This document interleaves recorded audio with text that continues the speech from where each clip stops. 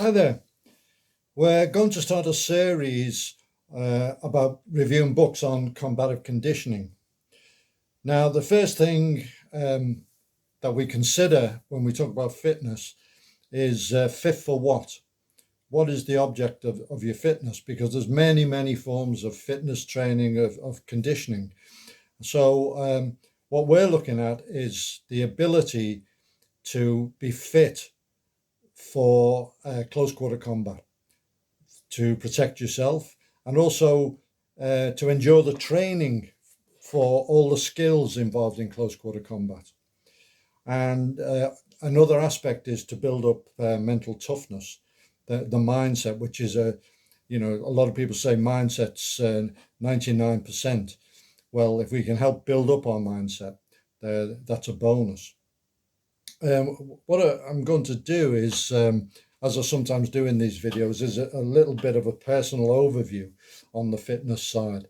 When I started judo, when I was still at school, they kind of paid lip service to fitness in the club I was in. Anyway, I know later on, and some of the fitness training in judo is awesome, but back then, and in the group I was with, which was a juniors group, we used to just do some nominal exercises, which we used to cheat on and so on, and then get into the meat.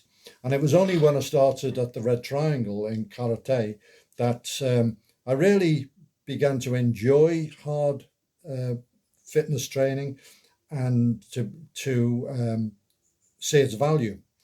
And the atmosphere there was very strict.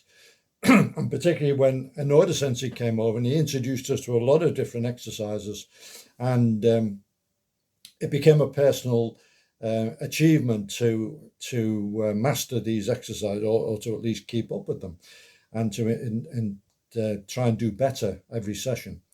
And this culminated when I was in Japan doing Goju, where the training was very intense. It was mainly high repetitions of the techniques.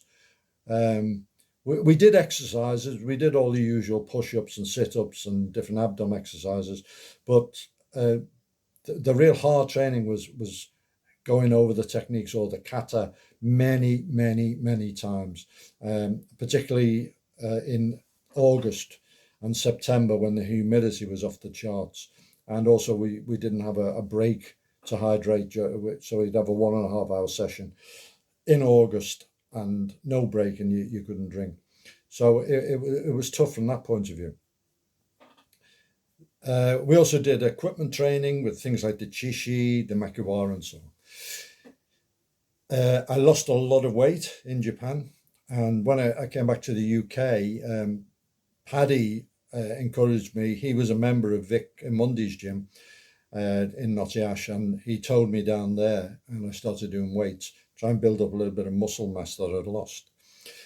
And then the next big milestone was really when I started working with Lofty on the BG courses, and he introduced his methods of fitness, which were totally different really from what I'd done before.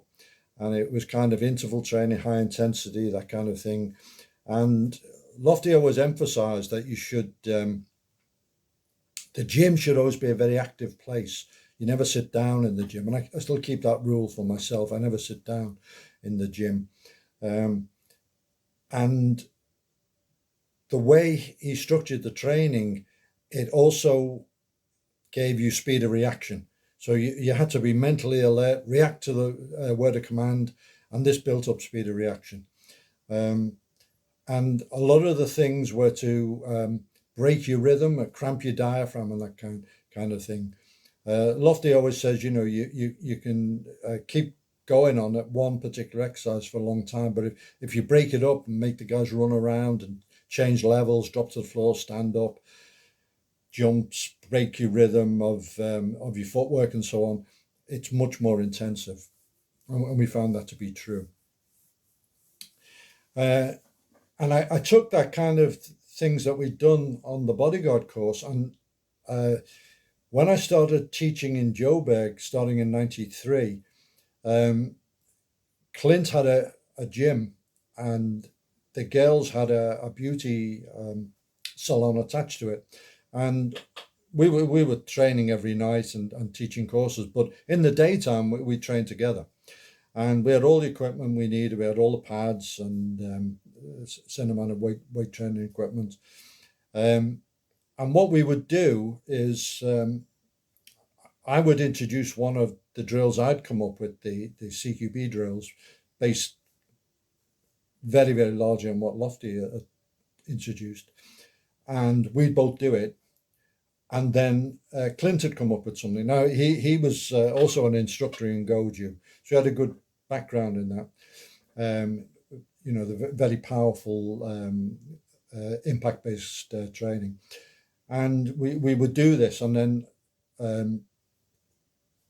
doing it every day, it made me devise more drills, come up with more combinations, putting things together, doing an exercise, doing a striking drill on the pads and so on, breaking them up. And I'd make notes of the new ones that I created, and I'd also make notes of the ones that Clint had introduced. And I can remember some of the clients coming out of the salon to see what the noise was, because we'd be moaning and groaning with fatigue. We were killing each other. It was very hard training, but it was some of the best training I've ever done. And when we started the gutter fighters, that was the kind of training we introduced. So that's kind of an overview of my personal journey through the training.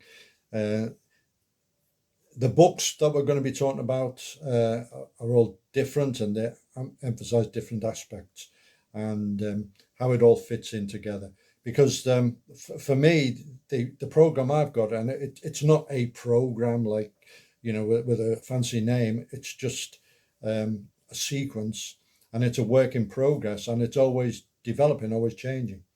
And the thing about it is, and we've had, comments from people when they've trained, is if you're unfit, it's very hard. If you're fit, it's very hard. Because if you're unfit, almost any exercise is going to kill you. But if you're fit, you're going to push yourself, because built into the combative conditioning is always trying harder, faster, more repetitions and so on. So you're always pushing yourself, going for that mental toughness we talked about.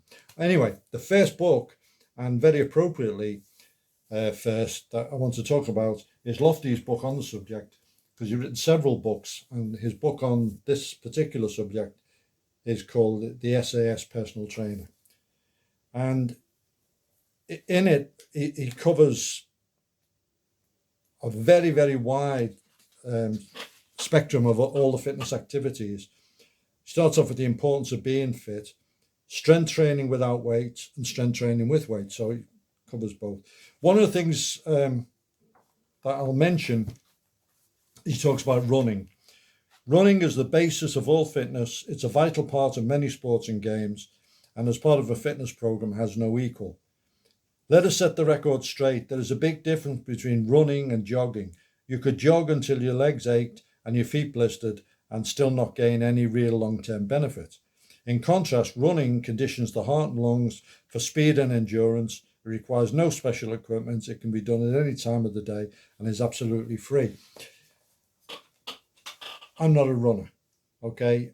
I run because you have to. It's part of fitness training. I've never been good at it, and I don't really enjoy it. But I've learned a lot about running from people like Lofty, people like Shackleton, who post on the forum about running and is in it, 100-mile endurance runner. So it is important. It's, as Loft says, the basis. Another thing I'll mention is he is talking about self-defense. There's a whole section on self-defense, so two birds with one stone. And he does some programs, and one is called Cqb1. And he really goes through the shuttle runs, the exercises and everything that we do on the bodyguard course. And then he has another one, CQB 2, with another set of exercises, which includes all sorts of punching drills and so on. And then he goes on to talk about flexibility, yoga, that kind of thing. Then finally, it has a chapter on the mental side, positive thinking, motivation, focus, the will to succeed, a sense of humor, all this kind of thing, which if you ever train with Lofty, you find it comes in. The sessions, although they were very hard, they were enjoyable. And you felt, training releases endorphins and so on, and we know that, but it can be also enjoyable.